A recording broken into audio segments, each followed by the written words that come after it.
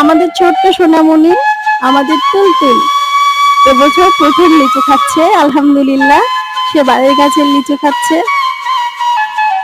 গত বছর এই সময় সে খুবই ছোট ছিল।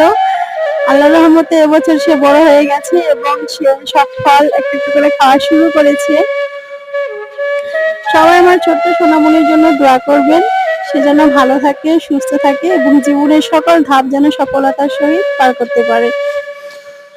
ভালো থাকুক সব বাবা মার সন্তানেরা, সাথে আমাদের রাজকুমারী।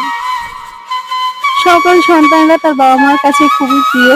সন্তান না থাকলে আসলে বোঝা যায় না যে সন্তান কতটা মূল্যবান।